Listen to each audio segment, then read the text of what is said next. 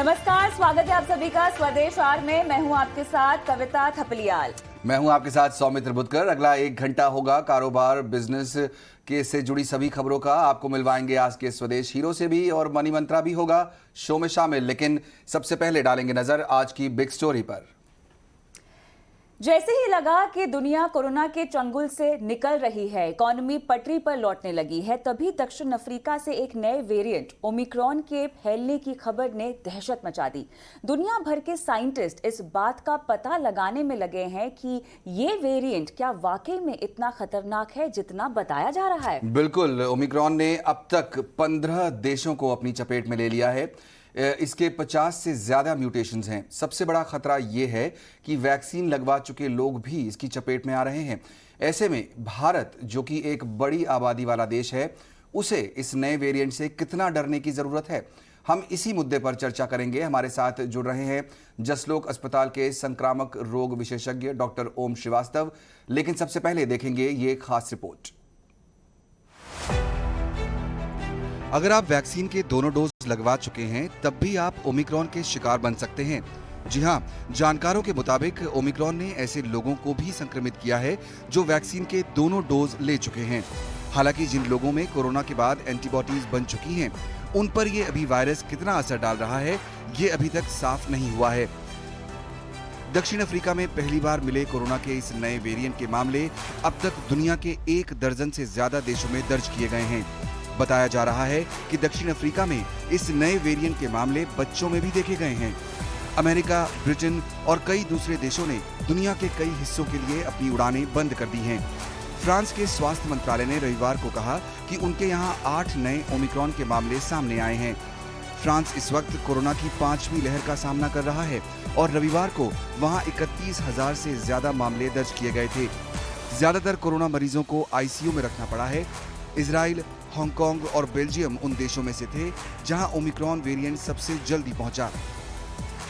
जिन देशों में ओमिक्रॉन अभी तक पहुंच चुका है उनमें दक्षिण Africa, Botswana, Belgium, Hong Kong, Israel, Britain, Netherlands, Germany, चेक Republic, Austria, Denmark, Australia, Italy और कनाडा शामिल हैं। नया वेरिएंट ओमिक्रॉन को लेकर दुनिया भर में घबराहट इसलिए भी देखी जा रही है क्योंकि इसके करीब 50 म्यूटेशंस हैं, जबकि पहली बार आए वेरिएंट्स जैसे एप्सिलॉन, अल्फा, गामा और डेल्टा में इतने म्यूटेशंस नहीं पाए गए थे। स्पाइक प्रोटीन में ही 30 म्यूटेशन होते हैं और ह्यूमन ACE रिसेप्टर में इसके 10 म्यूटेशन होते हैं जो इम्यूनिटी को कमजोर बनाते हैं। ये वायरस तेजी से संक्रमण फैला सकता है। भारत के लिए फिलहाल राहत की बात यह है कि कोरोना के इस नए वेरिएंट का एक भी केस सामने नहीं आया है। कि ओमिक्रॉन वेरिएंट अभी दुनिया के 14 कंट्री में पाया गया है और यहाँ उसका अभ्यास हो रहा है। इंडिया में अभी उसका कोई केस रिपोर्ट नहीं हुआ है, लेकिन दुनिया में जिस तरह से इस वायरस के संदर्भ में हमें सूचना मिली है उसको देखते हुए एक एडवाइजरी भी डिक्लेयर की गई है। कोर्ट पर हमने भी देखरेख रखना शुरू कर दिया है। कोई भी ऐसे संदिग्ध केस है तो उसको तुरंत ही चेक करके उसको जीनोमिक सीक्वेंसेस भी करा रहे हैं। भले ही भारत में ओमिक्रॉन की अब तक एंट्री नहीं हुई है, लेकिन कोरोना की तीसरी लहर के घातक परिणाम झेल चुके देश के लिए जरा सी लापरवाही महंगी पड़ सकती है, क्योंकि यहाँ अभी तक लगभग 31% लोगों को ही दोनों वैक्सीन लगी हैं। ET नाउ स्वदेश। तो आखिर ओमिक्रॉन कितना खतरनाक है, इस पर बात करते हैं विस्तार से। हमारे साथ डॉक्टर ओम श्रीवास्तव भी जुड़ गए हैं। डॉक्टर ओम, स्वागत है आपका स्वदेश आर में। आपसे जानना चाहेंगे कि ओमिक्रॉन जो नया वेरिएंट बताया जा रहा है, इसको लेकर कितना सतर्क हमें रहने की जरूरत है, क्योंकि देखिए चिंताजनक स्थिति तो साफ तौर से बनी ही हुई है। जिस तरह से हमने इसको फैलते हुए देखा है, 21 दिनों में ही हमने देखा कि 15 देशों से भी ज्यादा जगह ये वेरिएंट फैल चुका है। और जो एक्सपर्ट्स हैं वो तो ये भी कह रहे हैं कि ये ज्यादा जल्दी म्यूटेट होता है। इनफैक्ट जो आपने दो वैक्सीन अगर ले भी रखे हैं तब भी इसका कोई असर नहीं पड़ेगा इस वेरिएंट पर। कितना खतरनाक है, कितना जानलेवा है ये वेरिएंट, बताएं। तो धन्यवाद मुझको आपके शो में आमंत्रित करने का। सतर्क रहने की तो जरूरत जरूर है, लेकिन घबराने की जरूरत कितनी है ये मैं नहीं समझता हूँ। एक इसकी 2 वजह हैं। सबसे पहले कि इसके बारे में हम लोग अभी बहुत कम जानते हैं। जो पहला केस डायग्नोज हुआ था तब से लेके अब तक में करीब एक 7 या 8 रोज बीते हैं। इसलिए ये जितनी चीजें सामने आ रही हैं, हर घंटे, हर 2 घंटे, हर रोज के पैसेज में, उसमें अभी जो जानकारी है उसमें मैं नहीं समझता हूँ कि तुरंत कोई ऐसी बात है जिसको लेके ये कहा जाए कि ये घातक है या इसमें घबराने की जरूरत है। मगर सतर्क रहना ये बहुत जरूरी है। इसमें आप जो भी चीजें इससे पहले कर रहे थे, जैसे आप मास्क पहन रहे थे या आप हाथ साफ कर रहे थे या आप सोशल डिस्टेंसिंग कर रहे थे, इसको और मजबूती से, आपको और जोर से ये करने की जरूरत पड़ेगी, ताकि अगर ये वायरस जितना ट्रांसमिसिबल है, जितना ये बताया जा रहा है, जिसका अंदेशा लग रहा है कि ये कोविड-19 से करीब 6 गुना, 7 गुना, 8 गुना ज्यादा ट्रांसमिसिबल है, अगर ये वाकई इतना ट्रांसमिसिबल है, तो इसके ऊपर आपको अपनी अपनी जो प्रिकॉशंस आप ले रहे थे, उसको और जिम्मेदारी से आपको लेने की जरूरत पड़ेगी। इसके बाद ये तय करना होता है कि आपको इससे रिस्क कितना है। इस रिस्क के बारे में अभी हम लोग नहीं जानते हैं। इसके बारे में जो इन्फॉर्मेशन आ रही है, जिनसे जिनसे मेरा पर्सनली जिनसे संपर्क है, साउथ अफ्रीका के कई सारे हॉस्पिटल्स में, मगर साउथ अफ्रीका छोड़ करके हांगकांग में और उन जगहों में जहां पर वैक्सीनेशन की गिनती पहले से कम है और कम, जैसे इस बीच में और कम हो गई है, बोत्सवाना हुआ, साउथ अफ्रीका के कुछ बड़े शहरों में, इन सब जगहों से जो इन्फॉर्मेशन आ रही है उसमें ये जरूर है कि डिजीज इस समय जो माइल्ड कैटेगरी में है वो वैसे डिस्क्राइब की जाती है, लेकिन ये बहुत जल्दी बदल सकता है। जैसे हम लोग ने ऑलरेडी देखा है कोविड की पहली वेव में, और पहली के बाद जो सेकेंड वेव थी, वो कितने जल्दी बदल सकती है और कितने जल्दी घातक हो सकती है, ये ऑलरेडी हम लोग देख चुके हैं। इसलिए इस समय किसी इत्मीनान में रहना नहीं चाहिए और किसी किस्म की खुशफहमी में कि नहीं ये तो बहुत मामूली बीमारी है, इसमें भी रहना नहीं चाहिए। इसको बहुत सतर्क से, बहुत बहुत ही केयरफुली इसको अपने तरीके से जो इन्फॉर्मेशन आ रही है उसको अपने जिंदगी के, अपने लाइफस्टाइल में ये हम लोगों को शामिल करने की जरूरत है, जब तक कि बाकी सारी चीजें सामने ना आए, जिसको मेरे ख्याल से अब से लेके 2 या 3 हफ्तों में और बहुत सारी जानकारी आ जानी चाहिए।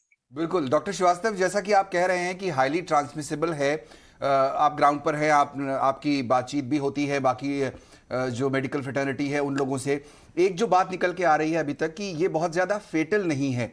तो अब क्वेश्चन ये उठता है कि क्योंकि बहुत सारे ऐसे देश हैं जहां पर वैक्सीनेशन अच्छा खासा हो चुका है, भारत में भी हमने देखा सिंगल डोज वैक्सीनेशन 56% के आसपास है, डबल डोज वैक्सीनेटेड लोग जो हैं वो 30-33% के आसपास हैं। क्या आपको लगता है जो अब तक जानकारी आपको मिली है उसके हिसाब से कि बूस्टर डोज की शायद ज़रूरत पड़े लोगों को, या फिर एक नए वैक्सीन को ही डेवलप करने की ज़रूरत पड़ेगी इस नए वेरिएंट से डील करने के लिए? ये सवाल आपका 2 हिस्सों में है। सबसे पहले बूस्टर डोज की जरूरत पड़ेगी जी, जरूरत पड़ेगी उन लोगों को जिनको हम क्लासिफाई करते हैं कि जो इम्यूनो कॉम्प्रोमाइज्ड हैं या जिनका रिस्क आमतौर से आम लोगों से ज्यादा है। मसलन जो लोग बुजुर्ग हैं, जिन लोगों का शरीर कमजोर है, जिन लोगों को ट्रांसप्लांट हुआ है, जिनको कीमोथेरेपी चल रही है, कैंसर है, उस किस्म का जो रोग है जिसमें आपका इम्यून सिस्टम आमतौर के लोगों से कम रहेगा, उनको बूस्टर शायद सबसे पहले दिया जाना चाहिए। ये अभी भी पॉलिसी बन रही है और केंद्र सरकार, ये एक बार तय हो जाएगा तब उसके बाद ही मेरे ख्याल से आने वाले कुछ हफ्ता में, कुछ महीनों में ये सामने आना चाहिए। ये सबसे पहली बात। दूसरी बात आपने जो पूछा वो बहुत अहम सवाल है कि क्या वैक्सीन, जो जिन वैक्सीन के बारे में हम लोग जानते हैं या जो हम लोग इस्तेमाल कर रहे हैं, उन वैक्सीन में एक से ज्यादा वैक्सीन होने का चांस है? मतलब नई वैक्सीन के जगह पर क्या ये हो सकता है कि आप वैक्सीन का एक कॉम्बिनेशन तैयार करें जिसमें ये सारे जितने बेनिफिट्स हैं वो ज्यादा से ज्यादा पेशेंट को दिए जा सकते हैं? जी हाँ, मैं समझता हूँ कि उसमें शायद फायदा होगा। इससे पहले भी आप देखिए कि जिन इन्फेक्शन से बहुत सारे डेथ्स हुआ करते थे, जैसे इन्फ्लुएंजा ही है, उसमें जो वैक्सीन दी जाती है इन्फ्लुएंजा की, वो कई वैक्सीन का हिस्सा कंबाइन करके 1 साल में 1 शॉट दिया जाता है। मेरे ख्याल से कोविड-19 को भी लेकर के कि ये जो ओमिक्रॉन के अलावा जो भी चेंजेस आएंगे वायरस में, उसमें ये किया जा सकता है और उसमें शायद फायदा होगा। डॉक्टर साहब, क्या इस वेरिएंट में जिन लोगों को पहले ही कोरोना हो चुका है उन्हें ज़्यादा खतरा है? क्योंकि देखिए बहुत तरह रिपोर्ट्स आ रही हैं, अलग अलग तरह की रिपोर्ट्स आ रही हैं, क्योंकि अभी इस वेरिएंट को लेकर रिसर्च चल ही रही है, स्टडी चल ही रही है। तो जिन्हें कोविड ज़्यादा हो चुका है, पहले हो चुका है, क्या उन्हें ज़्यादा सतर्क रहने की ज़रूरत है? ये कहना जरा सा मुश्किल है। अगर आपको ऑलरेडी एक बार इन्फेक्शन हो चुका है, आपको दोबारा इन्फेक्शन होने की संभावना है क्या? जी है तो ज़रूर, क्योंकि उसमें एक बहुत टेक्निकल बातें पर न जा करके एक मैकेनिज्म कहलाया जाता है जिसको हम लोग इम्यून एस्केप कहते हैं। आपका अपना इम्यून सिस्टम शायद वायरस को कैप्चर न कर सके हमेशा, उसकी वजह से आपको एक हिस्सा वायरस का दोबारा इन्फेक्ट कर सकता है। इसको इम्यून एस्केप कहते हैं। इम्यून एस्केप में ये जो नया वेरिएंट है ओमिक्रॉन का, क्या इसमें भी इम्यून एस्केप हो सकता है?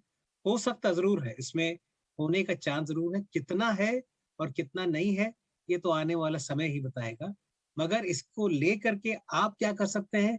सिवाय इसके कि आप सतर्क रहें, आप शायद और कुछ ना कर पाए, और वही आपको सबसे ज्यादा करने की जरूरत है। आप अपने आप में जो आपको सिम्टम्स, अगर किसी किस्म का नया सिम्टम है, तो आप तुरंत अपने डॉक्टर से मिलें और अपना अपना इलाज खुद ना करें।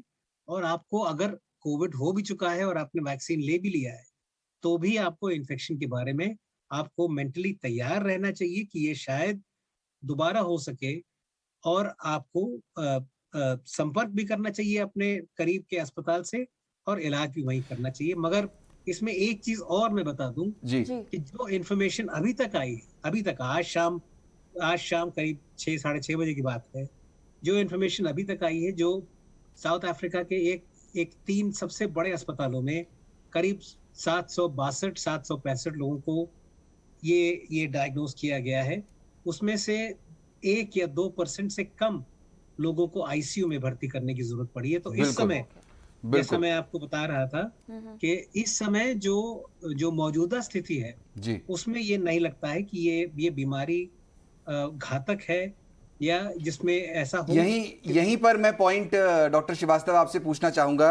ये बात तो एस्टैब्लिश हो गई कि बहुत ज्यादा घातक नहीं है, हमें सतर्क रहने की जरूरत ज्यादा है। अब सवाल ये उठता है हमारे दर्शकों को समझाने के लिए, मैं चाहूंगा कि आप संक्षेप में हमें ये बताएं कि सिम्टम्स की बात आपने की, क्या कोई अलग सिम्टम है जो अब तक हमने कोविड के बाकी वेरिएंट देखे हैं? क्या आपको अब तक कोई ऐसा जानकारी ऐसी मिली है कि ओमिक्रॉन जो वेरिएंट है उसका कोई अलग सिम्टम है? किन बातों का ख्याल लोगों को अभी रखना चाहिए, किन सिम्टम्स पर ध्यान देना चाहिए? तो इसमें जो सिम्टम्स हैं, इसको मैं आपको, आपका सवाल 2 हिस्सों में मैं बांटने वाला हूँ।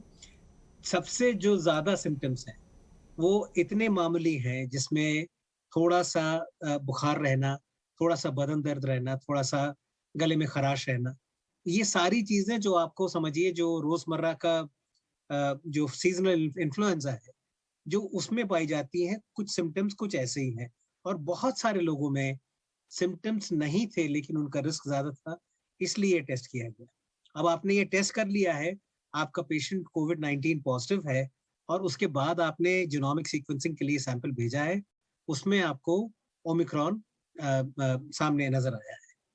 मगर जिन चीजों के लिए आपको सतर्क रहना है, वो उसमें जरूरी ये है कि अगर आपके किसी पेशेंट के या कोई संपर्क में है जिनकी सांस फूल रही हो, जिनको हार्ट रेट जिनका बढ़ गया हो, पैल्पिटेशंस हो रहे हो, ये जो ज्यादा सीरियस जो जो सिम्टम्स हैं, ये इस पर ध्यान रखने की जरूरत है।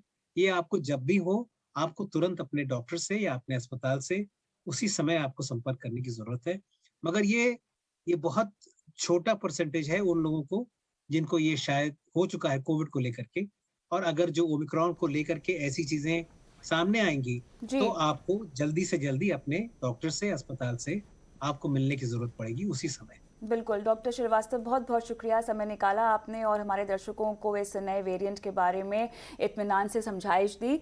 तो ओवरऑल जिस तरह से हम इस वेरिएंट को फैलता हुआ देख रहे हैं, एक बात तो बहुत साफ है कि आपको सतर्कता बरतनी होगी, कंप्लेसेंट नहीं होना पड़ेगा और पैनिक भी एट द सेम टाइम आपको क्रिएट नहीं करना होगा। जरूरत नहीं है पैनिक की, आपको अपने सिम्टम्स, जैसा डॉक्टर श्रीवास्तव बता रहे हैं, सिम्टम्स पर ध्यान रखना जरूरी है।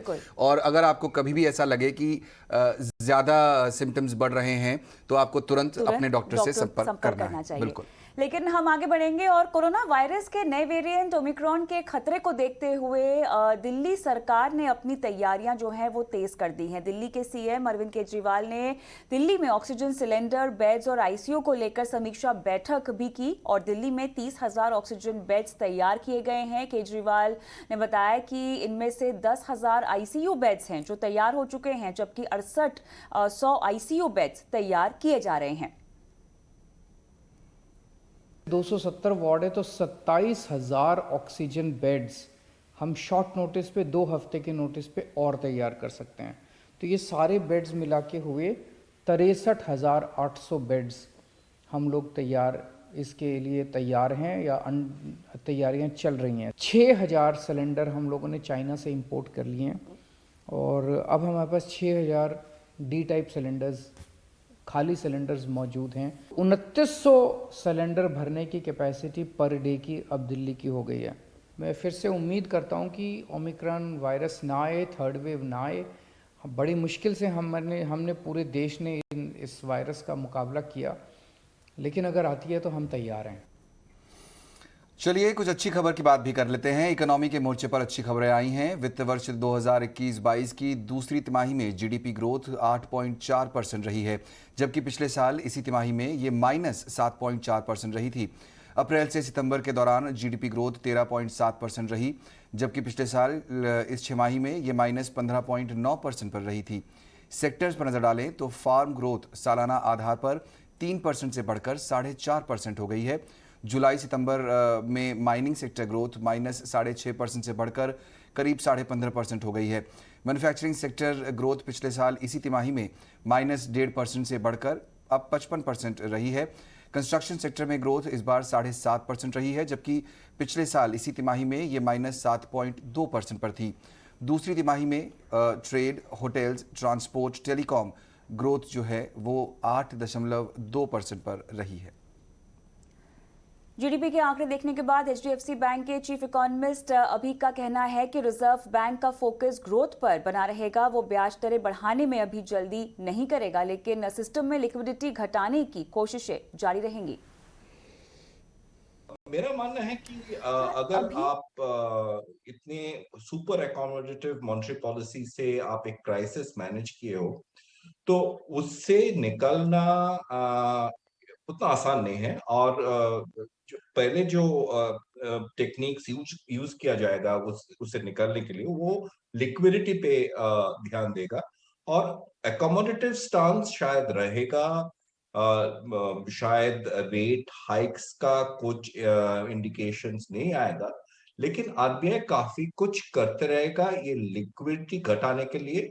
और जब लिक्विडिटी घटाया जाता है या लिक्विडिटी का ड्यूरेशन वगैरह चेंज किया जाता है तो फिर ऑटोमेटिकली रेट्स बढ़ते जा रहे हैं। और इकोनॉमी के मोर्चे पर एक और अच्छी खबर आई है। मौजूदा वित्त वर्ष में देश के फिस्कल डेफिसिट में कमी आती दिखाई दे रही है। सरकार की ओर से जारी आंकड़ों के मुताबिक इस साल अप्रैल से अक्टूबर के दौरान फिस्कल डेफिसिट सालाना टारगेट का केवल 36.3% ही रहा है। अप्रैल से अक्टूबर के बीच फिस्कल डेफिसिट 5 लाख करोड़ के करीब रहा था, जबकि पिछले वित्त वर्ष में इसी दौरान ये 9 लाख करोड़ से ज़्यादा था। 2021-22 में बजट में फिस्कल डेफिसिट का टारगेट 15 लाख करोड़ से ज़्यादा का रखा गया है। पिछले साल अप्रैल से अक्टूबर के मुकाबले इस साल रेवेन्यू गैप भी काफ़ी कम रहा है। पिछले साल रेवेन्यू गैप 7 लाख करोड़ से ज़्यादा था, लेकिन इस साल अप्रैल अक्टूबर महीने के दौरान केवल 3 लाख करोड़ से थोड़ा ही ज़्यादा रहा है। इस दौरान सरकारी खर्च और रिसीट में भी बढ़ोतरी हुई है। अक्टूबर महीने में तो सरकार का रेवेन्यू 2100 करोड़ रुपए सरप्लस रहा है, जबकि पिछले साल अक्टूबर में ये 9400 करोड़ रुपए कम था।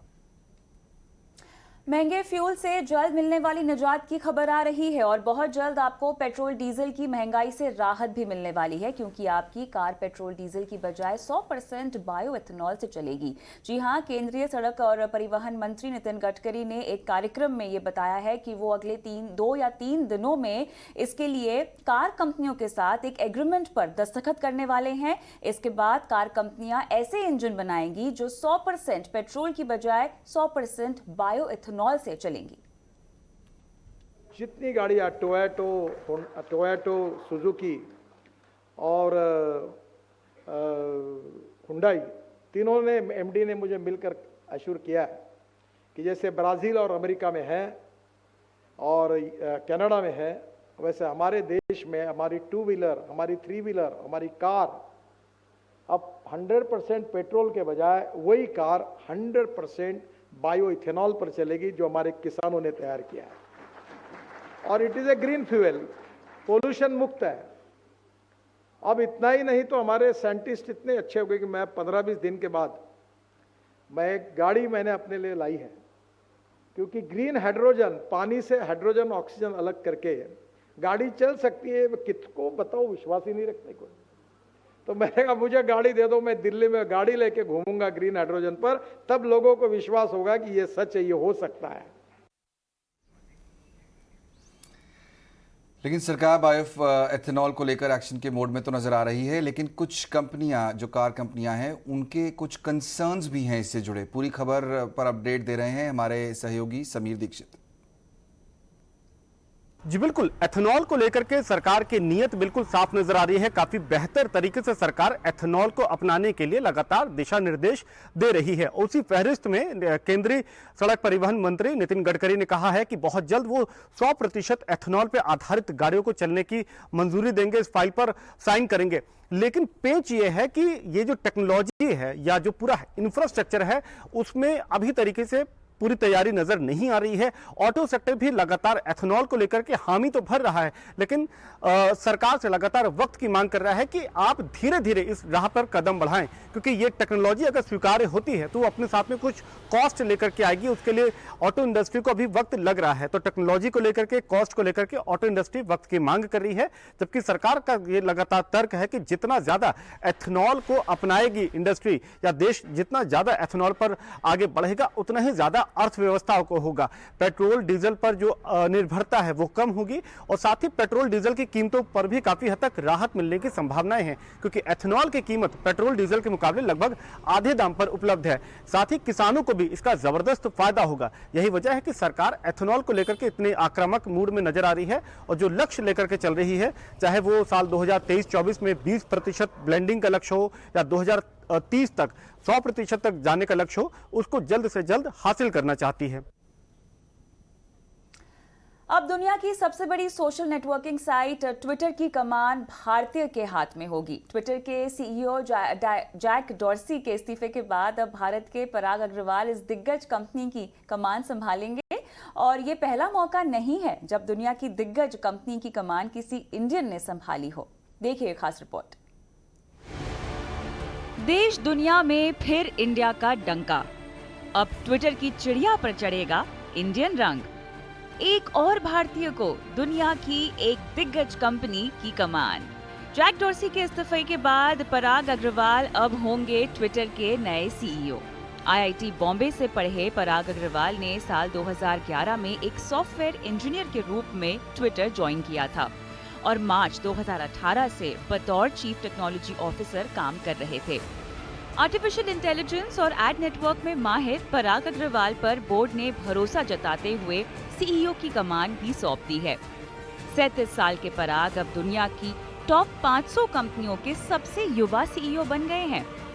ट्विटर फाउंडर जैक डॉर्सी ने ट्विटर स्टाफ को लिखी अपनी आखिरी चिट्ठी में लिखा, मैंने ट्विटर छोड़ने का फैसला किया है क्योंकि मैं मानता हूं कि अब कंपनी अपने फाउंडर से अलग होने को तैयार है। ट्विटर सीईओ के तौर पर पराग पर मेरा भरोसा बहुत गहरा है। पिछले 10 साल में उनका काम बदलाव लाने वाला रहा है।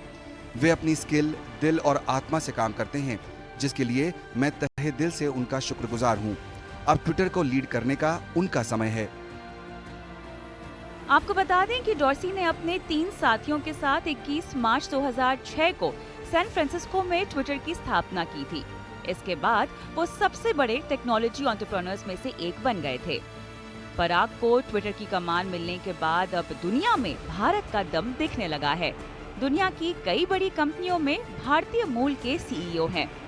माइक्रोसॉफ्ट में सत्या नडेला, गूगल की पेरेंट कंपनी अल्फाबेट में सुंदर पिचाई, अडोब में शांतनु नारायण, IBM में अरविंद कृष्णा, VMware में रघुराम सीईओ हैं। ET नाउ स्वदेश। चलिए इसी के साथ वक्त हो गया एक छोटे से ब्रेक का, लेकिन ब्रेक के उस पार आज हम मनी मंत्रा देखेंगे जहां पर बात होगी यूलिप प्लान्स की। ओके, और साथ ही हम आपको मिलवाएंगे आज के स्वदेश हीरो से भी, तो आप कहीं मत जाइए, जल्द लौटेंगे इस छोटे से ब्रेक के बाद। बात करते हैं शेयर बाजार में आज हुए कारोबार की, जहां पर ओमिक्रॉन संकट के डर से बाजार में आज दिन भर भारी उतार चढ़ाव हमने देखा। निफ्टी 17,000 के अहम स्तर के नीचे फिसल गया। सेंसेक्स करीब 200 अंक, तो निफ्टी बैंक की बात करें 281 अंकों की गिरावट के साथ बंद हुआ है। लेकिन पूरा कारोबार आज के दिन बाजार में कैसा रहा और कहां सबसे ज्यादा हमने एक्शन देखा, समझा रही हैं विस्तार से हमारी सहयोगी पूजा त्रिपाठी। जी, आज दिन भर उतार चढ़ाव के बाद गिरावट पर हमने देखा कि बाजार बंद हुआ। निफ्टी करीब 71 अंक गिरकर बंद हुआ और सेंसेक्स में 190 अंकों की गिरावट देखी गई और बैंक निफ्टी में भी 281 अंकों की गिरावट आज के सेशन में देखी गई है। और 30 अगस्त 2021 के बाद हमने देखा कि निफ्टी 17,000 के नीचे बंद हुआ है। इसके अलावा अगर इंडेक्स की बात करेंगे तो निफ्टी रियल्टी ऊंचाई से 4% फिसले, वहीं PSU bank, metal, media index ऊंचाई से यहाँ पर 3% की गिरावट देखने को मिली है। सेक्टर स्पेसिफिक अगर बात करें तो आज टॉप गेनर्स थे Shriram city union finance, Sonata software, KPIT technologies, KEI industries, ये कुछ ऐसे स्टॉक्स थे जहां पर कि आज अच्छी तेजी देखने को मिली मिड कैप स्पेस में। वहीं मिड कैप स्पेस में अगर लूजिंग साइड पे बात करें तो DCB बैंक, क्रेडिट एक्सिस ग्रामीण, फ्यूचर रिटेल और अदानी ट्रांसमिशन, यहां पर आज सबसे ज्यादा कमजोरी देखी गई है। इसके अलावा निफ्टी के अगर चढ़ने और गिरने वाले शेयरों पर नजर डाले तो पावर ग्रिड में आज तेजी थी करीब 3% की, टाइटन 2% ऊपर था। इसके अलावा SBI लाइफ, श्री सीमेंट और बजाज फिनसर्व यहाँ पर अच्छी मजबूती देखने को मिली। और निफ्टी लूजर्स में टाटा स्टील में आज कमजोरी थी, कोटक महिंद्रा बैंक में दबाव था, JSW स्टील कमजोर थे आज और अदानी पोर्ट्स में भी आज काफी ज्यादा कमजोरी देखने को मिली। तो ये था पूरा मार्केट का एक्शन और इस वजह से हमने देखा कि आज काफी ज्यादा टूटे हैं बाजार। इसमें एक बार मेटल शेयरों पर अगर नजर डालें तो यहाँ पर भी काफी ज्यादा आज कमजोरी के साथ कारोबार देखने को मिला है। इसमें अगर टॉप लूजर्स की बात करेंगे मेटल में तो टाटा स्टील, JSW स्टील में तो कमजोरी थी। इसके अलावा सेल, जिंदाल स्टील, हिंडाल्को में भी आखिरी कुछ मिनटों में काफी ज्यादा कमजोरी देखने को मिली। तो ये कुछ ऐसे स्पेस थे जहां पर कि आज दबाव देखा गया है। वहीं दूसरी तरफ अगर रियल्टी इंडेक्स की बात करें तो काफी अच्छी मोमेंटम यहाँ पर भी आज देखने को मिला, लेकिन ऊपरी स्तरों से थोड़ा नीचे आया। लेकिन कुछ स्टॉक्स ऐसे थे जहां पर की तेजी काफी अच्छी देखी गई। शोभा में करीब 8% से ज्यादा की मजबूती थी, IB रियल 1% ऊपर, प्रेस्टीज एस्टेट्स में भी अच्छी मजबूती थी और सनटेक रियल्टी भी करीब 4.5% की मजबूती आज देखी गई है। गो कलर्स का संचालन करने वाली कंपनी गो फैशन इंडिया की स्टॉक एक्सचेंज पर धमाकेदार शुरुआत हुई। 690 रुपए के इश्यू प्राइस के मुकाबले कंपनी के शेयर BSE पर लगभग 81% प्रीमियम के साथ लिस्ट हुए हैं। और आपको बता दें कि कंपनी का IPO 17 नवंबर से 22 नवंबर तक खुला था, जो कि लगभग 135.46 गुना सब्सक्राइब ही हुआ। और लिस्ट होने के बाद भी कंपनी ने काफ़ी अच्छा परफॉर्मेंस किया है और 1341 रुपए का हाई भी छुआ। साल 2010 में बनी गो फैशन महिलाओं के बॉटम वेयर प्रोडक्ट्स बेचती है, जिसके 23 राज्यों में 459 आउटलेट्स हैं। सरकार जल्द ही क्रिप्टो करेंसी बिल पेश करेगी और संसद में क्रिप्टो करेंसी की सेफ्टी पर पूछे गए कई सवालों के जवाब में वित्त मंत्री ने कहा है कि क्रिप्टो करेंसी से जुड़ी सभी आशंकाओं पर चर्चा हुई है। Keeping the propriety of the House, particularly as the session is ongoing, and the fact that we've answered saying there is a bill being proposed sooner rather than later, any answer I would give now will preempt the discussion, which I'm sure Sopanji will also participate, when the treasury benches when the government comes with the bill, with all its nuances, and the discussion can, of course, cover all these aspects. Thank you. So would kindly permit me to not go beyond this. However, the issues pertaining to regulatory capacities and also the fact that it is proliferated in the last 2-3 years are well taken note of. And I can only go that far to say we've had extensive discussions on this. आज से star health का IPO खुल गया है। 3 दिसंबर तक ये issue खुला रहेगा और इसका प्राइस बैंड 870 से 900 रुपए प्रति शेयर तय किया गया है। इशू के जरिए कंपनी की 7249 करोड़ रुपए जुटाने की योजना है। 10 दिसंबर 2021 को शेयर की लिस्टिंग हो सकती है और इस कंपनी में राकेश झुनझुनवाला की भी करीब 15% हिस्सेदारी है। आपको बता दें कि स्टार हेल्थ की शुरुआत साल 2006 में हुई थी। अब ये देश की सबसे बड़ी निजी हेल्थ इंश्योरेंस कंपनी है जिसका मार्केट शेयर लगभग 15.8% है।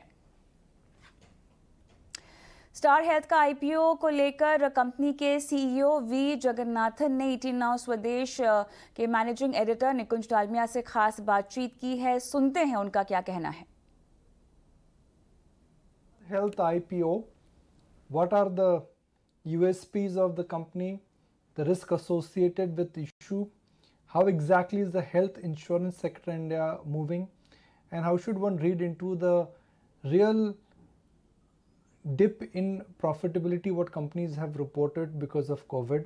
It gives me great pleasure to bring on board Mr. Jagannathan, Chairman and CEO of Star Health. Mr. Jagannathan, fantastic to have you on ET Now. It's my first time I'm interacting with you on this forum, so I'm really excited to have this interaction. I'm going to start with a very basic question. You're planning to raise capital at a time when markets may be at an all-time high, but in general, insurance stocks are not at an all-time high. What is the urgency to raise capital when if you would have waited, perhaps you would have got better valuations? Sir, first of all, thank you very much for giving me this opportunity to answer some of your questions so that, this will answer many questions which customers or viewers or investors might like to know. Thank you very much once again. Now, we have not chosen the time. I would say, we have needed around 2,000 crores. Rather, we are earmarking around 2,000 crores for solvency purpose. Now, I would take you back. Our journey started in 2006 with 108 crores, and today you know where we are. So, up to a point, rather a child or whomsoever it is can depend on the parents rather on investors and other people. A time has to come when the company has to stand on its own leg. I think with this 2,000 crores, we will be in a position to grow further. And knowing our own inherent strength, we have not exactly fixed the timings. We needed it, so we are coming out with the IPO. As per the reported data which you are allowed to publish, your growth has been almost 80% higher than the industry average. Now with your base becoming higher, will you be able to sustain this kind of growth? Even this year, we are doing so far 27%. This 27% actually is in the lean months. Now, if you see any insurance company, only in the, especially health insurance, because of the income tax rebate and other things, it's January, February, March is the peak month. So I have got 4 months before me, and I have fixed only 28% against 36% of last year. And it would be an easy walk for me to complete the target. And, see, organization cannot be static. That means there is something wrong with the planning or something wrong with the organization.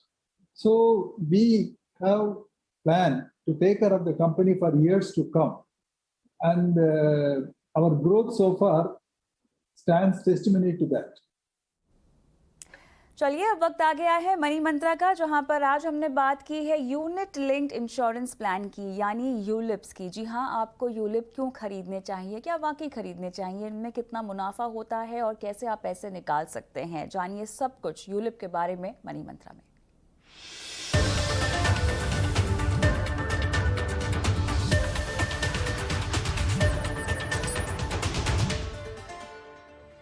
तो money मंत्रा में आज हमारे साथ optimum money managers के MD Pankaj Matpal जुड़ रहे हैं और साथ ही हमारे साथ जुड़ रहे हैं बजाज कैपिटल के चीफ प्रोडक्ट ऑफिसर विनय तलूजा। आप दोनों का ही स्वागत है। आज हम बात करने वाले हैं यूलिप प्लान्स पर, यूनिट लिंक्ड इंश्योरेंस प्लान, जो कि हम इसे जानते हैं यूलिप के नाम से। इस तरह का इंश्योरेंस प्रोडक्ट है विनय जी, जिसमें आपको निवेश के साथ साथ इंश्योरेंस का भी फायदा मिलता है। हम फाइनेंशियल प्लानिंग के लिहाज से इसको अक्सर कहते हैं कि अपने पोर्टफोलियो में आप ना डालें, क्योंकि आपके पास एक क्लियर रणनीति होनी चाहिए जहां पर आप एक प्योर इंश्योरेंस प्लान लें और साथ ही एक प्योर तरह की इन्वेस्टमेंट रणनीति अपनाएं। लेकिन आज हमारा फोकस यूलिप प्लान्स पर इसीलिए है ताकि हम लोगों को समझाएं कि ये प्लान्स किस तरह के होते हैं, इनमें निवेश करें या ना करें वो तो बात की बात है, लेकिन उससे पहले कि किस तरह का निवेश है समझना बेहद ज़रूरी है। तो यूलिप मिक्स प्रोडक्ट है, हाइब्रिड प्रोडक्ट है। खासतौर से मैं फोकस करूंगी 2.0 यूलिप प्लान्स पर, जो कि नए तरह के यूलिप प्लान्स हैं और ये ट्रेडिशनल यूलिप प्लान से काफ़ी अलग है। अमूमन इनकी तादाद बाजार में अब बढ़ रही है, तो किस तरह के न्यू एज यूलिप प्लान्स आजकल बाजार में मिल रहे हैं, विनय जी ये समझाएं। Hello Kavita, thank you. As you rightly said के यूलिप्स 2.0, हम इसको न्यू एज यूलिप्स बोलते हैं, जो 2010 के बाद बाजार में आए थे। रेगुलेटर्स ने कुछ चेंजेस करे थे पहले 10 साल में मार्केट को स्टडी करके, और जो भी प्रोडक्ट में कमियां थी उसको दूर करने की कोशिश की गई और काफ़ी सफल ये तरीका रहा।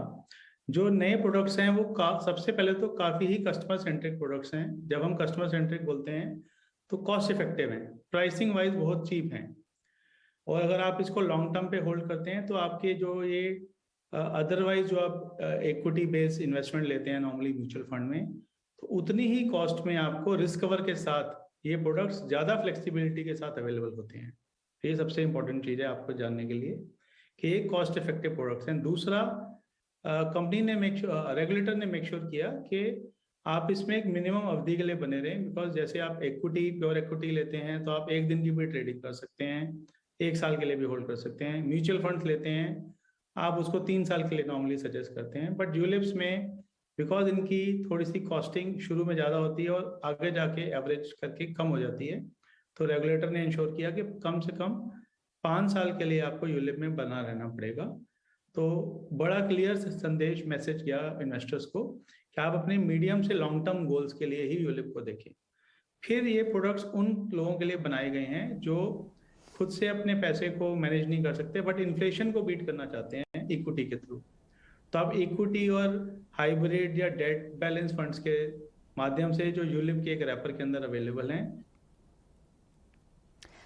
चलिए, तो यूलिप प्लान किस तरह के निवेशकों के लिए सही है, ये पूरा शो आप हमारे चैनल के यूट्यूब पर देख सकते हैं, प्लेलिस्ट में जाइए और मनी मंत्रा शो आप देख सकते हैं। लेकिन हम आगे बढ़ेंगे, बात करेंगे हमारे आज के स्वदेश हीरो की। क्या होगा अगर 10 मिनट में आपकी मनपसंद ग्रोसरी आपके पास आ जाए? यकीन नहीं होता ना, लेकिन ये सच है और ये सच कर दिखाया है ग्रोफर्स ने। ग्रोफर्स भारत का तीसरा सबसे बड़ा ऑनलाइन ग्रोसरी डिलीवरी प्लेटफॉर्म है, जो ई-कॉमर्स मार्केट में 13% बाजार की हिस्सेदारी के साथ लोगों की पसंद बना हुआ है। और आज हम बताएंगे आपको ग्रोफर्स के सफर की कहानी।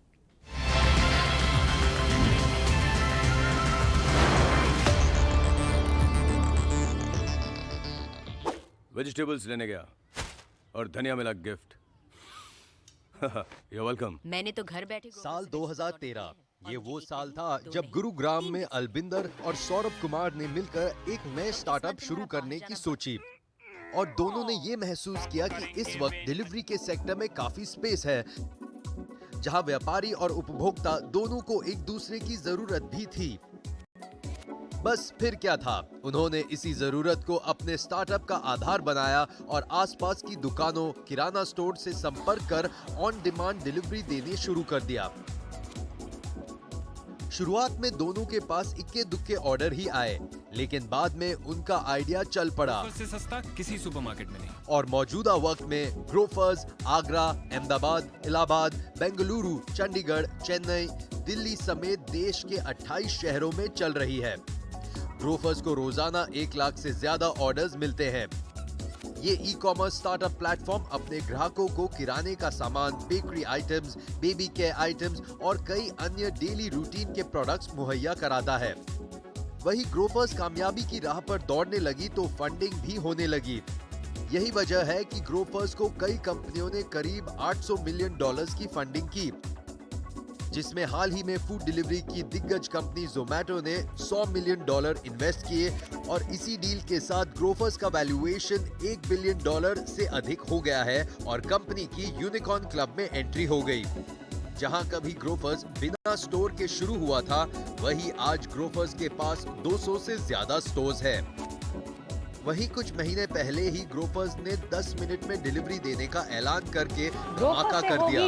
रॉकेट फास्ट डिलीवरी, जिसके लिए ग्रोफर्स ने अपने नेटवर्क को मजबूत बनाने के लिए ढेर सारे पार्टनर्स के साथ साझेदारी की है। अब तक ग्रोफर्स का औसत डिलीवरी समय 15 मिनट रहा था। ग्रोफर्स में फिलहाल 2000 से ज्यादा कर्मचारी है। वही फाइनेंशियल ईयर 2020 में कंपनी का रेवेन्यू करीब 2300 करोड़ रहा। आज ग्रोफर्स 13% बाजार हिस्सेदारी के साथ भारत का तीसरा सबसे बड़ा ऑनलाइन ग्रोसरी डिलीवरी प्लेटफॉर्म है। अगले 5 सालों में ग्रोफर्स ने अपना टारगेट भी बढ़ा दिया है। अगले 5 सालों में ग्रोफर्स अपने आकार को 100 गुना और व्यापार को $100 अरब तक पहुंचाना चाहती है। ईटी नाउ स्वदेश। चलिए, तो हमारे साथ अब ग्रोफर्स की कहानी पर विस्तार से बात करने के लिए ग्रोफर्स के को-फाउंडर अलबिंदर ढिंडसा जुड़ गए हैं, जिनसे जानेंगे कि ग्रोफर्स की फ्यूचर प्लानिंग क्या है। स्वागत है आपका अलबिंदर जी। और पहले तो हमें ये बताएं कि जोमैटो की ग्रोफर्स में एंट्री हो गई है, कैसा लग रहा है आपको? It was good earlier as well. I think with Zomato investing, it has been better. You get to learn a lot, and we get to also see there and admire their success every day. So life is very good, and we are building something interesting where a lot of what Zomato learned applies, right? So building out quick commerce, building out fast delivery network, partnering with a lot of like local businesses so that we can meaningfully make an impact. I think these are all things that we are picking up on the way. Quick commerce को लेकर आप कितनी चुनौती मानते हैं, और खासकर आप भी ऐसे ही तेज सर्विस आप चूंकि दे रहे हैं?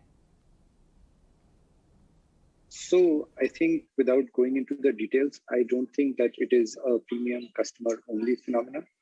I think we, when we started off on this journey about 150 days ago, we were initially doing maybe like 2,000 orders a day in quick commerce across geographies. Right now we do more than 1 lakh orders every day that we're delivering to customers. And if you look at the spread of customers, it is not just premium customers. I think the demand for this service has always been there. Unfortunately, the only thing that was not there was the service actually didn't exist for end customers. And I think now it does. So we were seeing people pick it up because at the end of the day, this really puts the customers in control. They can go about their lives, and everybody's life is busy. It's not just the premium customers or the rich customers whose lives are busy. Everybody's life is busy, and they really appreciate the fact that there is an app that can actually help make that life easier for them. It's the equivalent of sort of having a magical cupboard in your house that when you open it, you can just put in your hand and pull out whatever you need. So when you deliver in 10 minutes, a lot of people take advantage of this convenience, not just the premium customers. We are still early in the journey about tier 2, tier 3 cities, but we are hopeful that that is something that will also be, that there will be a good adoption of it. Our early data seems to point that we might actually also find some success there, but we will keep you posted once we have better answers on it.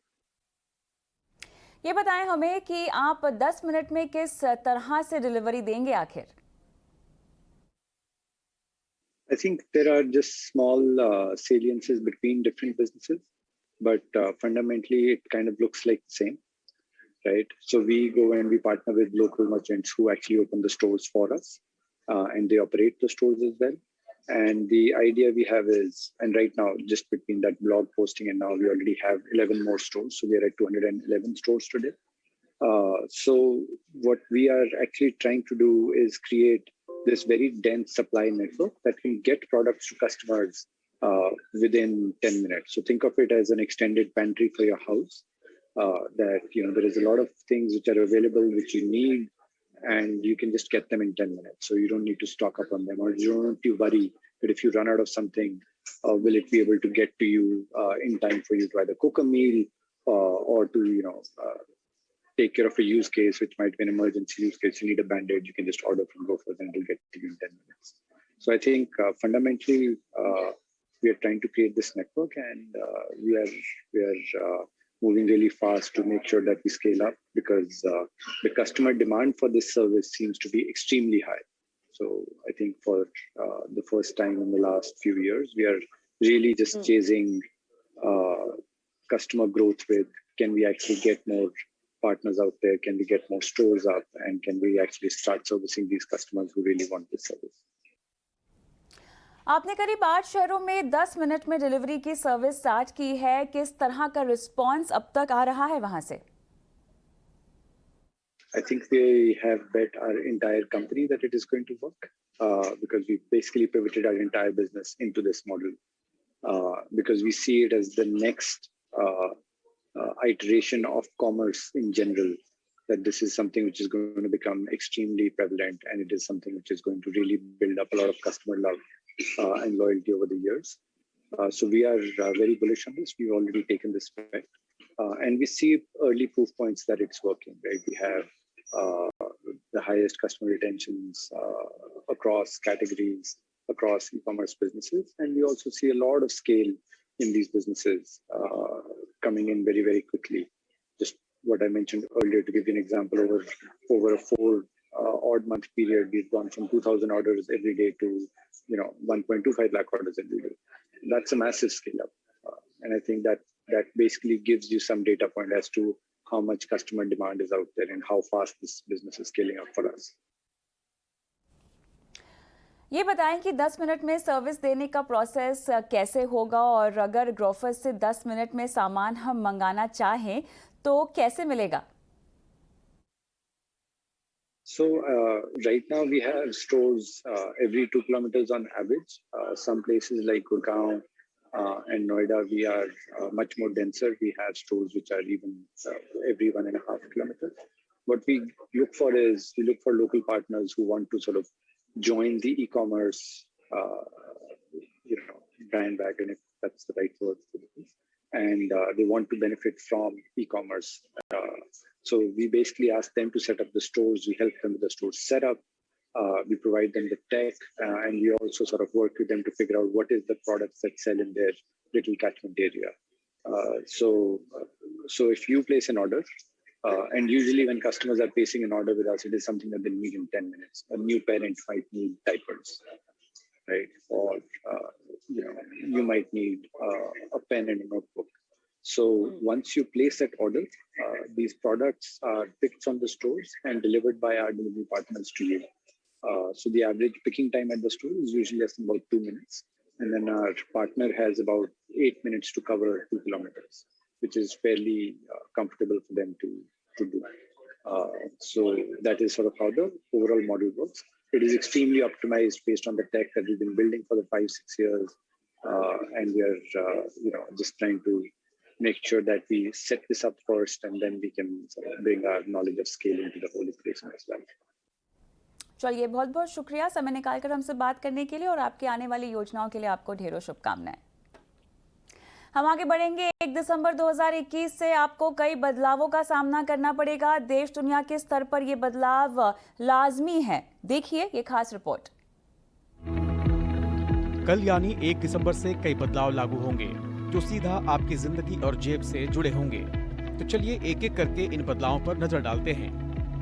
हर महीने के पहले दिन gas cylinder के मूल्य की समीक्षा होती है, यानी 1 दिसंबर से गैस सिलेंडर के दाम में बदलाव देखने को मिल सकता है। तेल कंपनियां गैस की कीमतें बढ़ाती या घटाती हैं तो इसका सीधा असर आपकी जेब पर होगा। LIC हाउसिंग फाइनेंस कंपनी 6.66% ब्याज दर से हर साल घर बनाने या खरीदने के लिए होम लोन ऑफर करती है। यह सुविधा लेने की 30 नवंबर आखिरी तारीख है। कल 1 दिसंबर से ये ऑफर खत्म हो जाएगा। 1 दिसंबर 2021 से सभी मर्चेंट EMI के लेन देन पर बतौर प्रोसेसिंग चार्ज 99 रुपए और टैक्स देना होगा। बढ़ती महंगाई के बीच आम जनता को एक और झटका लगने वाला है। SBI क्रेडिट कार्ड से EMI ट्रांजैक्शन पर 1 दिसंबर से ग्राहकों को प्रोसेसिंग फीस चुकता करना होगा। कर्मचारियों को PF पाने के लिए अपना UAN अकाउंट नंबर आधार से लिंक करना होगा। आज इसका आखिरी दिन है। जो कर्मचारी UAN और आधार लिंक नहीं करेंगे उनके अकाउंट में PF राशि मिलने में दिक्कतें आ सकती हैं। दूसरे देशों से भारत आने वाले यात्रियों को 1 दिसंबर से अपनी यात्रा से पूर्व 14 दिनों का यात्रा विवरण और नेगेटिव RT-PCR रिपोर्ट एयर सुविधा पोर्टल पर सबमिट करने होंगे। 1 दिसंबर से जियो के कॉल दर 20% तक महंगे हो जाएंगे। एयरटेल, वोडाफोन, आइडिया पहले ही अपने प्रीपेड प्लान महंगा कर चुकी हैं। कोरोना के मद्देनजर सऊदी अरब ने भारत और पाकिस्तान समेत 6 देशों के यात्रियों के प्रवेश पर प्रतिबंध लगा दिया था। इसे 1 दिसंबर 2021 से हटा लिया जाएगा। मतलब ये कि 1 दिसंबर से भारतीय यात्रियों को सऊदी अरब में प्रवेश की सीधी अनुमति होगी। करीब 14 वर्षों बाद 1 दिसंबर 2021 से माचिस की डिब्बी दोगुनी महंगी हो जाएगी। यानी जो माचिस की डिबिया 1 रुपये में मिलती थी अब 2 रुपये में मिलेगी। ET नाउ स्वदेश। चलिए इसी के साथ स्वदेश आर में इतना ही। मुझे भी इजाजत दें, लेकिन तमाम खबरों की अपडेट के लिए बने रहे ET नाउ स्वदेश के साथ ही। नमस्कार।